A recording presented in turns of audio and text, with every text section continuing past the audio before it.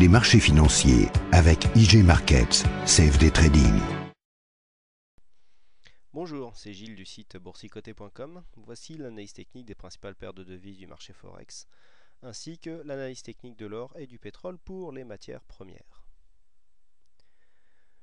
Aujourd'hui, nous sommes le vendredi 5 août 2011 et l'euro-dollar a testé ici le bas de sa tendance en venant marquer une petite touche ici sur son support baissier. Alors vraiment la précision est extrême, hein. Le support n'a pas été touché depuis ces derniers jours où je fais mes analyses. On est vraiment venu chercher ce support, on est légèrement sorti des bandes de Bollinger, pourtant j'attendais un test ici des 1,4050 mais il n'est pas venu. Et puis on est remonté sous l'impulsion d'une situation technique légèrement survendue, un retournement du MACD et on remonte tranquillement. C'est bon, voilà, on est au sein d'une tendance court terme légèrement baissière. Hier, j'attirais votre attention sur le fait que si nous dépassions à la baisse les 1,4104 qui correspondaient au 61,8 en retracement de Fibonacci, je rappelle qu'on avait tracé un Fibo là sur cette tendance, et bien qu'il y avait peu de chances que nous sortions de cette phase de consolidation pour aller casser le plus haut des 1,4536, c'est ce scénario qui est en train de se réaliser puisque nous avons cassé les 1,4104 ici en marquant un point bas sur la zone des 1,4055,7, donc 1,4056, avant de repartir à la hausse d'une manière pourtant assez dynamique. Donc il semblerait que la tendance ici impulsée par ce mouvement n'oriente pas en fait la paire de devises vers une tendance haussière. Et de toute façon, si on regarde un petit peu la tendance que nous avions avant, eh bien on est dans une tendance moyen terme relativement neutre, donc pas de cassure ici à attendre au niveau des 1,4536. On est sur une zone un peu haute en ce qui concerne donc cette devise Forex. Donc là pour l'instant, prochain test, la zone des 1,4340 qui pourra intervenir avant la fin de la journée si la dynamique continuait sur ce rythme. Mais pour l'instant, pas grand chose à attendre donc sur l'euro-dollar qui reste dans une tendance court terme légèrement baissière.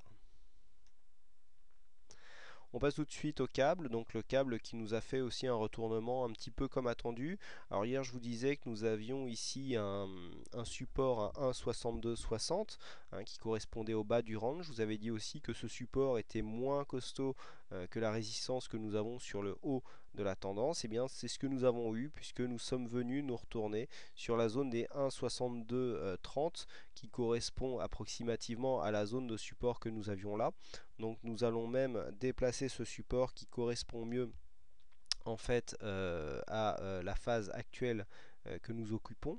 Donc on déplace la ligne, on vient la poser. Voilà, on voit bien ici que cette zone de support correspond mieux maintenant à l'évolution actuelle et donc on peut valider un range entre donc maintenant 1,6235 et la zone des 1,64, on va dire 70 pour aller assez haut. Vous voyez, on est vraiment revenu rebondir sur cette zone qui correspondait déjà à cette zone de support précédemment. Donc toujours évolution en range sur le câble puisque nous repartons d'une manière assez dynamique et vous voyez qu'ici, retournement du MACD, on avait une zone légèrement survendue et on repart en dynamique. Ce mouvement est surtout dû à une baisse du dollar. Baisse du dollar confirmée ici sur le dollar-yen, puisque sur le dollar-yen, suite à la forte hausse que nous avons enregistrée en milieu de semaine, eh bien nous avons une zone de consolidation qui descend tout doucement. Donc si on trace un Fibonacci au niveau de cette phase de hausse très dynamique, eh bien nous apercevons en fait que nous sommes dans la zone entre les 50 et les 61,8. Donc c'est un peu la zone de retournement, je dirais, préférée que moi personnellement je préfère jouer, même si on en a une autre au niveau des 38,2 qui provoque des retournements en général dans des mouvements très dynamiques. Là, on a une zone de retournement entre les 50 et 61,8 qui peut être jouable. Donc, c'est actuellement que nous allons voir donc si cette phase de consolidation qui vient donc de 80,24 jusque cette zone ici qui se situe aux alentours des 78,34, eh bien, va nous permettre de rebondir et de repartir à la hausse pour casser ce précédent plus haut. Ou alors, si nous restons dans des zones neutres, voire légèrement baissières comme nous étions auparavant. Et alors en cas ici des 61,8, en cas pardon de dépassement des 61,8, donc qui se situe approximativement à 78,10, eh bien on pourrait avoir une invalidation de cette impulsion haussière et donc revenir tester ici la zone de résistance qui pourrait devenir support. Donc bon, on invaliderait, si on venait retester ici cette zone, on invaliderait totalement cette phase de hausse qui pourtant était très dynamique. On continue avec l'or, donc l'or qui marque un petit peu le pas puisque nous avons un retour ici sous la zone des 1670 qui correspond à une résistance puisque ça fait maintenant quelques fois que nous venons dessous. Nous avons ici une zone de support qui est en train de se dessiner aux alentours des 1648 $ l'once. Alors pour l'instant, la dynamique est légèrement interrompue. On a eu une forte hausse ici en première partie de semaine. Et puis là, on est en train de marquer un petit peu le pas. On a tenté un nouveau plus haut hier, mais la consolidation s'est faite assez rapidement. Maintenant, on oscille entre 1670 et 1650 $ l'once. On est revenu donc dans une zone assez neutre du point de vue des indicateurs. Là, on voit qu'on commence à avoir des multiples retournements au niveau du MACD, ce qui implique un arrêt de la dynamique, puisqu'en général, quand on commence à avoir du rouge-vert comme ça sur le MACD, eh bien, c'est que la dynamique manque de puissance, alors que vous voyez qu'on a une dynamique assez marquée. Les retournements sont clairs, c'est-à-dire quand ça change de couleur, eh bien, on va chercher un plus haut et puis ensuite on redescend.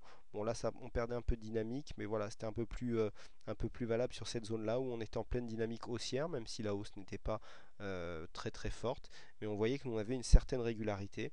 Lorsqu'on commence à avoir des hésitations ici, c'est que la dynamique est en train de s'essouffler. Donc on peut rester pour l'instant tant que les marchés actions sont encore provoquent encore beaucoup d'inquiétudes avec un or relativement haut entre 1650 et 1670 $ l'once.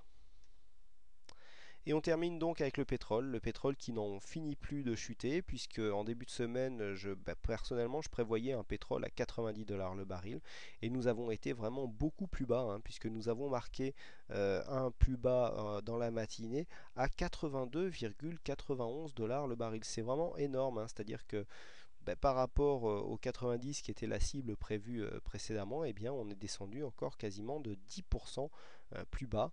Donc vraiment une très forte chute du pétrole qui est passé de 100 $ à presque 80, donc 82 en une semaine.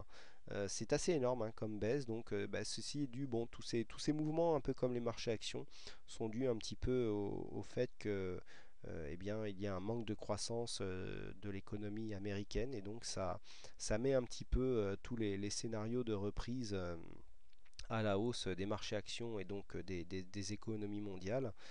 Ça met un peu ces scénarios à mal puisque tout avait été basé dessus depuis et donc la hausse qui avait été impulsée sur la première partie de l'année 2011 reposait un peu là-dessus, mais malgré un QE2 et donc divers plans de relance, la croissance ne revient pas et on a bien vu que malgré des chiffres de l'emploi américain qui étaient plutôt favorable et au-dessus du consensus, eh bien la hausse ne l'a pas emporté pour autant. Donc voilà ce que l'on peut dire sur ces principales analyses techniques, donc Forex et matières premières. Il ne me reste plus qu'à vous souhaiter à toutes et à tous un bon week-end, bonne chance dans vos trades, et je vous retrouve dès la semaine prochaine et donc dès lundi pour de prochaines analyses techniques en vidéo. Les marchés financiers avec IG Markets, CFD Trading.